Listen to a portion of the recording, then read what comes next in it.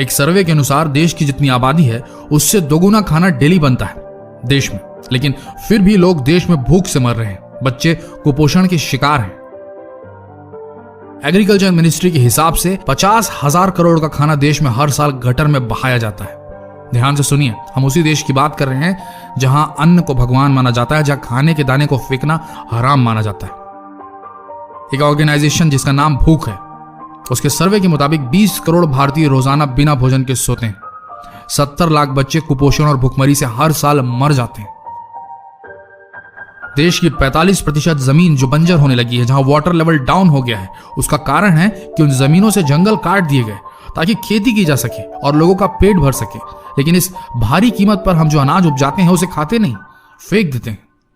सोचिए कितना नुकसान हो रहा है आपके खाने को वेस्ट करने की आदत से।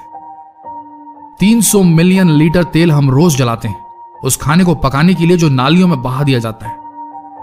अगर इंसान है तो प्लीज राशन का सामान उतना ही खरीदें जितनी जरूरत हो। ऑफर्स के चक्कर में ज्यादा कभी न लें क्योंकि वह कूड़ेदान में ही जाएगा।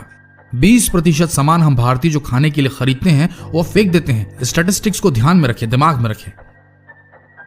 बाजार से सब्जियां लेकर आते वक्त ध्यान दें कि घर में कितनी इस्तेमाल होगी और कितनी वेस्ट होगी। हरी साग भाजियों को पहले बनाकर खत्म करें, अन्यथा फेंकने में जाएगी। दिन का खाना बच गया है तो उसे रात में ही फ्रिज से निकालकर इस्तेमाल कर लें। दूसरे दिन का प्लान करेंगे तो खराब हो सकता है। रात में बचे तो उससे ब्रेकफास्ट कर लें।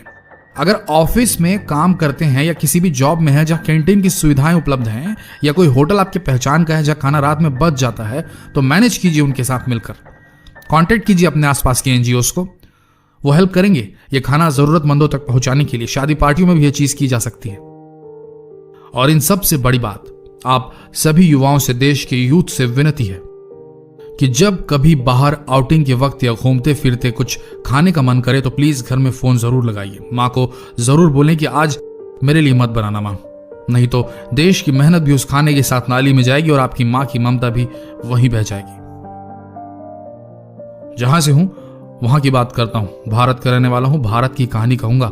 एक कहावत है मेरे देश में, जहां अन्न का अपमान होता है वहां लक्ष्मी नहीं आती। जिस घर में खाने की बेइज्जती होती है वहां बरकत नहीं होती। तो इतना ही कहेंगे, उतना ही ले थाली में कि व्यर्थ ना जाए नाली में। भोजन खाने के लिए है, फेंकने के लिए नहीं। जहां की चीज है ना वहीं रखनी चाहिए।